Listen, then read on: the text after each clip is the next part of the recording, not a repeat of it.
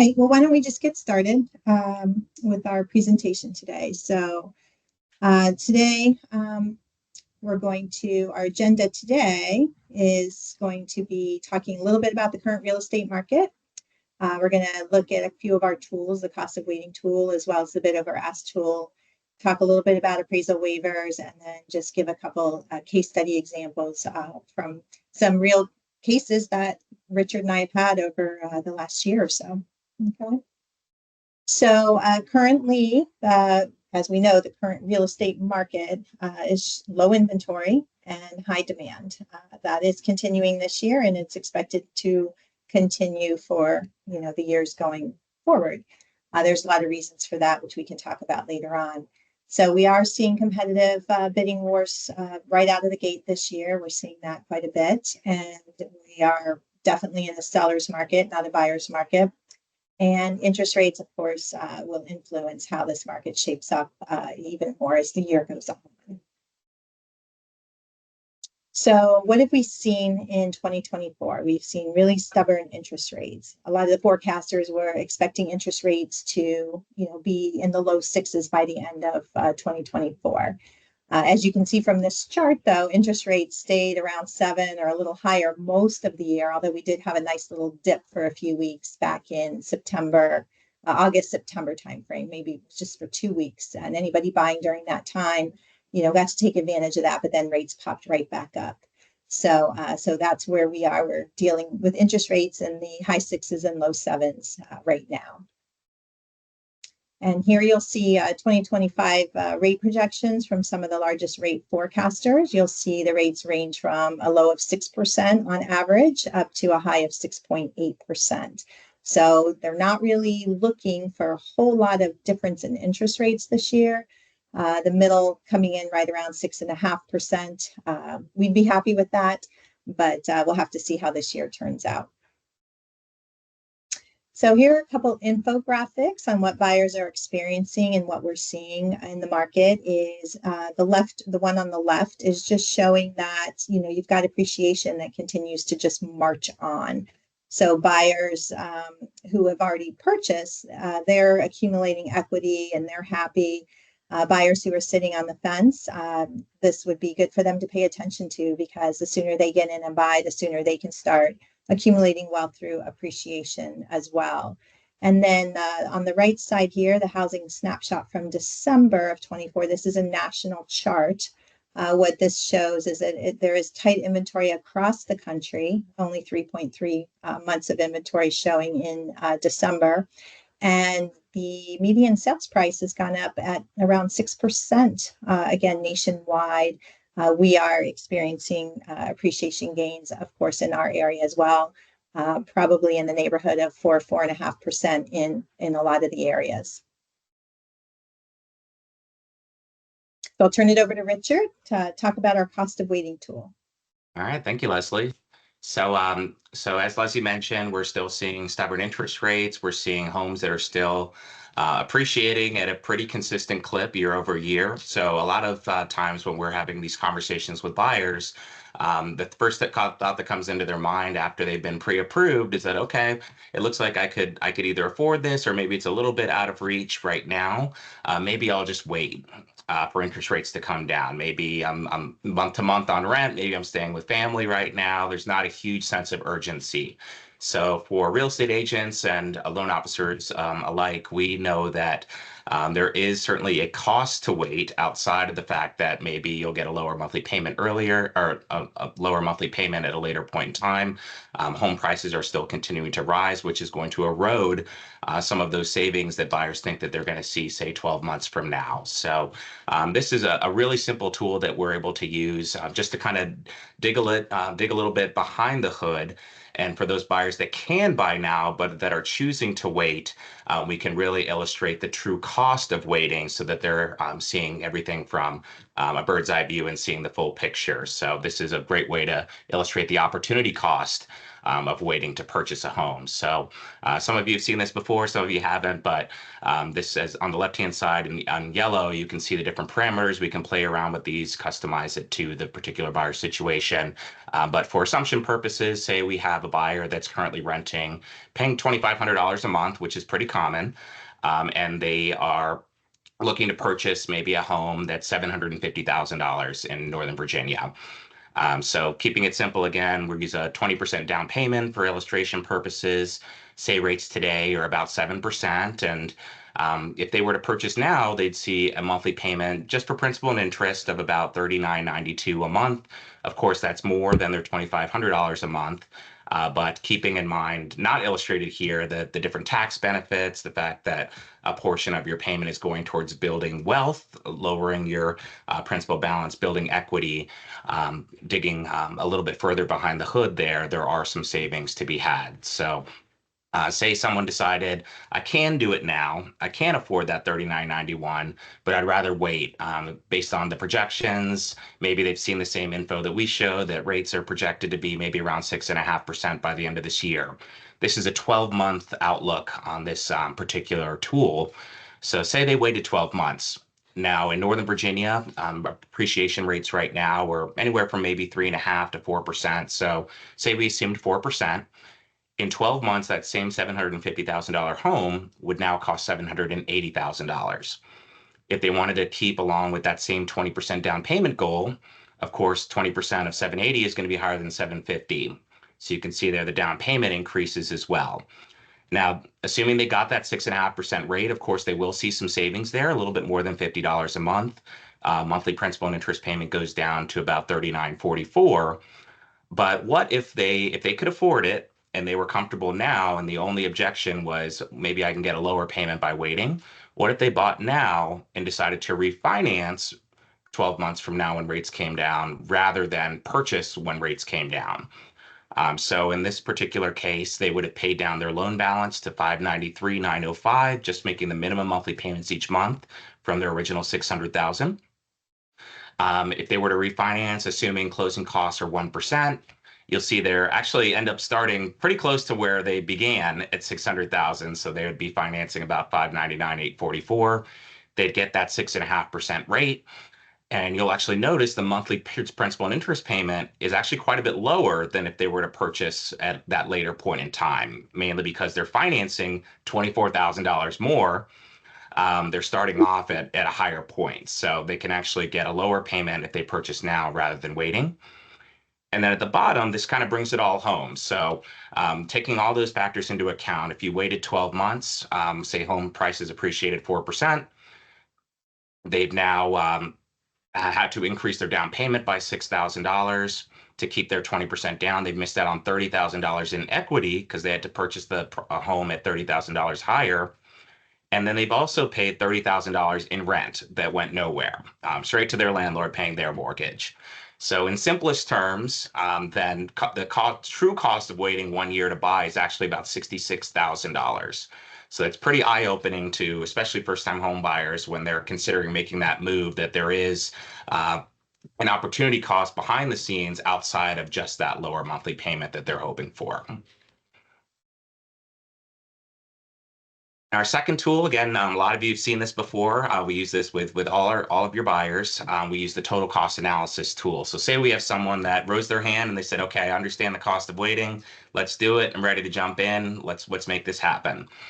So before they've even placed an offer on a home, after they've been pre-approved, we put together a customized total cost analysis. So as Leslie had mentioned, we're seeing home prices continue to escalate. Things are definitely competitive right now. So it's not uncommon that we see that people have to offer more than the actual ask price of the home.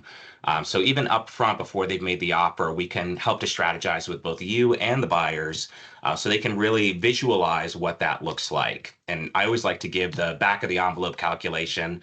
Someone's just out, boots on the ground, looking at a house, and they're like, okay, it sounds like we're going to have to escalate $10,000, $20,000 over the asking price.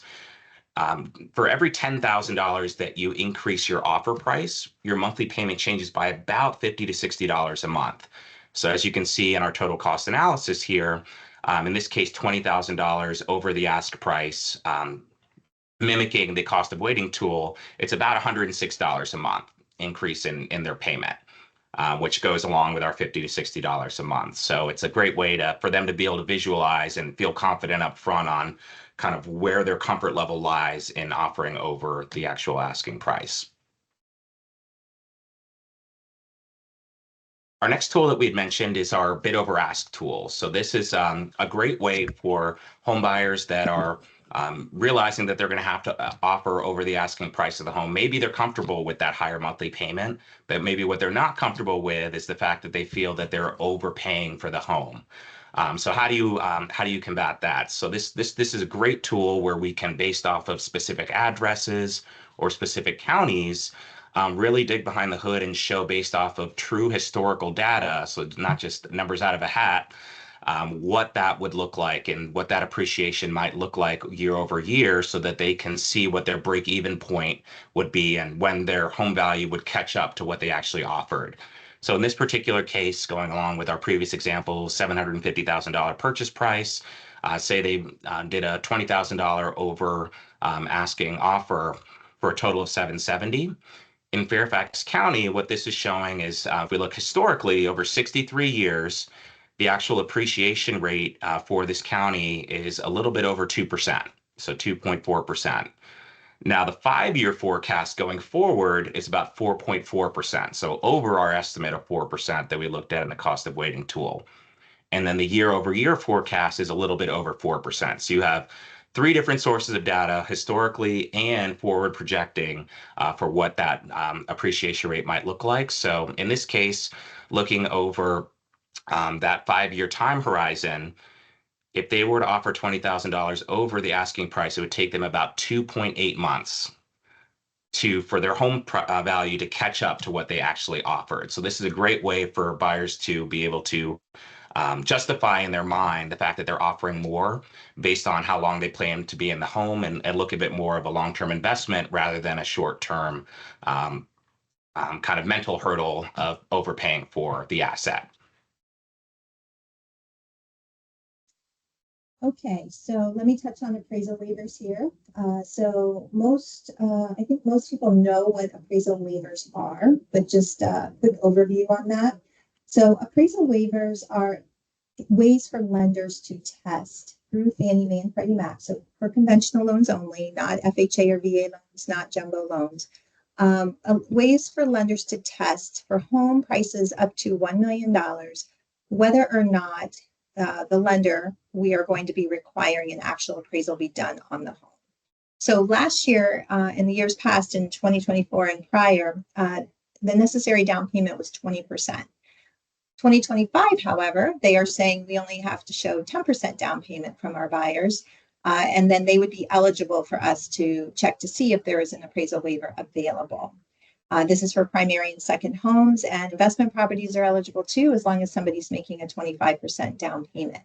Now, I'll point out that the difference between an appraisal waiver and waiving the appraisal contingency in the contract are tied in together, but really are 2 different things. So if you have a buyer who says, I'm comfortable waiving the appraisal contingency, they need an appraisal, let's say, and so we have to send an appraiser out, but there's that risk, depending on if a property escalates a lot, that the appraisal might come in lower. That buyer would need to be prepared to make up the difference in whatever they were offering versus the appraised value, assuming the value came in low for that particular home. With an appraisal waiver, however, when you waive the appraisal contingency in the contract, it means one step further means that we actually do not need to send an appraiser out to the property. So that gives everybody a lot of comfort in knowing that, okay, we don't even have, to worry about a low appraisal coming in. As the real estate agent, you can tell the listing agent that, hey, not only are we waiving the appraisal contingency, but we don't even need an appraisal to be done on this property. Now, a couple key things on this. There are a handful of lenders, very few of us, that can test if a property needs an appraiser before you actually write the contract. Most lenders can see after they have the contract in hand, they can use the property address and run that to see if they actually need. But the value really comes in before you're submitting the offer, because it gives your buyers comfort. It just makes you look stronger to the listing agent. And so we're able to work with you up front. So the takeaway is engage us when you're writing the contract. Hey, we're going to write a contract. It's this property address. We think we might have to offer up to this. And we have agents say to us, up to what price can we get the appraisal waiver? Because you just want to have that in your back pocket so that on the weekend, if you're getting into some, bidding back and forth, you would know right out of the gate, this is how high we can go and still not need an appraisal on this property. So reach out to us if you have any more specific questions about that, but just wanted to make sure that we pointed out the differences. So I want to talk about one of our case studies, and this is an actual buyer couple that we had earlier last year. Basically, what we're looking at here is we had some first-time home buyers, really cute little family with small children. They've been looking for homes for, I don't know, a month, 6 weeks, and they were getting very frustrated because they were losing out. They had a 10% down payment available. They really only wanted to use 5% just in case they would need, to make up the difference in the appraisal gap if they had to escalate, or for some home improvements that they might want to do to the house, buy furniture, things like that. So they had their 10% down payment. They were approved through our Fairway Advantage program, which means our underwriter had already approved them. So they had the confidence to go ahead and waive the financing contingency, and they felt good about that. And they also had the cash guarantee available to them as well, just so that they would look stronger in front of a listing agent and a seller. So the challenge was that they found their dream home, which that wasn't the challenge. They were so excited. It was listed for $900,000, but they knew they were going to have to escalate. They knew it was going to be a battle. So their realtor and they decided, let's go ahead and submit our initial offer at $950, and then we'll put an escalation clause in to $982, just in case somebody else comes in above that $950. They wanted that house. It was down the street from some family members. They loved the neighborhood. They wanted in at whatever they could get in at. So we got the offer accepted, and then lo and behold, we get the appraisal back, and it came in at $950, $32,000 below what they had escalated to. And they had waived their appraisal contingency, knowing that they had some money set aside to cover the gap. So once that appraisal came in, they got a little bit concerned and were now kind of hem-hawing and saying, oh no, did we overpay for this house? This doesn't feel so good anymore. The reality set in. They said, we didn't really think it was going to come in low. Even though the realtor and we had these discussions with them ahead of time, they were just so excited when they put the offer in, but we know how those things happen. So what we ended up doing is we ended up using our bid over ask tool just to try and bring them some comfort and showing them that with projected appreciation over time, because this is a long-term home for them. They plan to raise their kids here. They had small children. So we knew they were going to be in the house 10 to 15 years. We knew it was the right house for them. But we wanted to show them with numbers because, everybody has the emotions involved when they're, in the middle of these negotiations. So if you look to the right side here, the bid over ask tool shows them in a couple different ways that with the projected appreciation, that within 25 months, they would break even on the additional money that they paid over the list price. So the full $82,000 that they were, going to end up closing at. They were going to break even and then start really gaining the appreciation after that 25 months. So once they saw that, it brought a lot of comfort to them. They knew that they were investing in the long-term growth. It wasn't such a hit to them. And it kind of shifted their outlook. They were much happier. And the bottom line on all of this is that these types of strategic financing solutions and tools that we can show our buyers that are numbers and not just the real estate agent and us saying, hey, don't worry, appreciate, you'll be good, appreciate, we can actually show them these numbers, which help to solidify in their minds that, okay, I am making a good financial decision after all. And, I'm going to feel good about this in the end. And we all want happy customers when they come into closing, not customers feeling like, the realtor talked me into paying more. I don't feel good about this. And things like that. So we were super happy for them. And, these are the things that we have available to help you all. All right. Well, thank you, Leslie. And in terms of a second case study, this is kind of touching on the appraisal waiver piece that Leslie had mentioned, where upfront being able to strategize and let you as well as the buyers know if you're putting enough down to where you're eligible for an appraisal waiver, this can be a great way for you to gain some confidence and be able to move nimbly when making offers to know kind of your capabilities and being able to waive that important appraisal waiver, appraisal contingency. So in this particular case, we had a home buyer that they had been searching for a little while. They had a home that they had to sell, which luckily went under contract. They were super excited, found the new house that they wanted to make the offer on, and the agent had let us know that, hey, we're looking at this house. It looks like it's going to be competitive. They had initially put together their offer on the home at $679,000. The buyers had told us that based on the numbers that we had shown them up front using our total cost analysis software, they were comfortable going up to about $800,000 in terms of a purchase price of a home. So they already knew they were comfortable with the monthly payment. But where the concern kind of lied in was when they found out that there was already 13 offers that were on the property, and they were going to have to escalate potentially upwards of $80,000, similar to our previous scenario that we looked at. So up front, we were able to coordinate with both the realtor as well as the buyers to check for that appraisal waiver. So again, appraisal waivers today, luckily, they've reduced the requirements through Fannie Mae and Freddie Mac, where we can test for that with as little as a 10% down payment on a conventional loan. Previously, last year, it was 20%. So in this case, they were putting the 20% down. We did run for the appraisal waiver and found that we were actually able to get that waiver upwards of $760,000. They went ahead and placed their offer. They felt a lot more comfortable about it. We did do the bid over ask tool as well, just showing them, hey, this is a lot of money. If you did have to escalate this high, let's go ahead and take a look at this and just make sure that you feel comfortable and you're not going to have buyer's remorse in the event that it escalates a lot higher than you think. So our worst case scenario coming in at 760,000, as you can see on the right-hand side. For this particular house in this particular area, it would take them about 27 months to break even. They knew they were going to be in the house more than 2 years, so they felt comfortable with that as well. So they went ahead and placed the offer. So they ended up getting the offer accepted at 750,000. They were excited. They had already gone through our Fairway Advantage program, as Leslie mentioned with our previous buyers.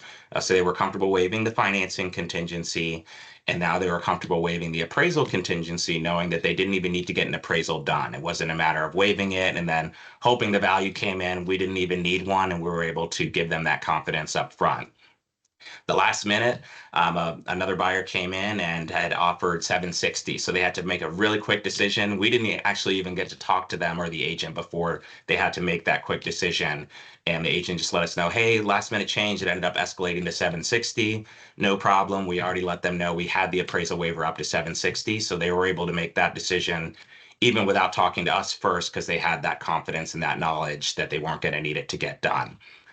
So in this case, it was a happy story for everyone. We didn't have to worry about a low appraisal. They were able to proceed forward and ended up closing on their dream home. So just another success story to share, and also kind of bring home that point of make sure that you talk to us up front before they place the offer so we can help you strategize and make sure that they're putting their strongest foot forward. Right. And it also helps the success rate of your offers being accepted as well when you're utilizing, everything in the offer that you can possibly use. So that brings us to the end here.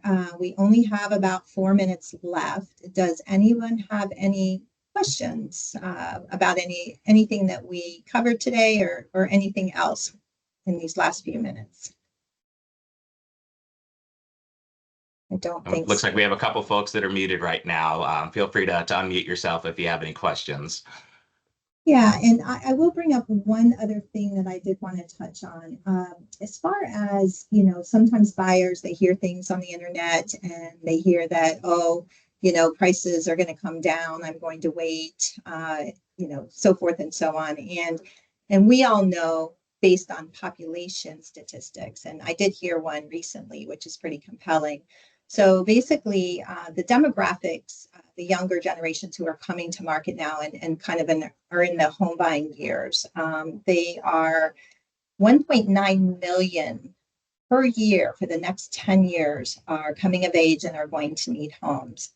Builders, on the other hand, are only building at 1.3 to 1.4 million homes per year. So you can see there's a big lag in the supply and the demand. So when we talk about supply and demand, what we're saying to these people are there's just not enough supply. And not that every single one of those people will buy a home. But what is important in that is that because there's such low supply and that's expected to continue, and we do expect to have a robust buyer pipeline, they are going to have to fight for homes. It's going to push home prices up. At whatever rates it's going to push up, we'll see from some of those forecasted appreciation rates, but prices aren't coming down. We're not going to have a price bubble. We're not going to, see that happen. So there's no reason for them to wait because those statistics are pretty strong.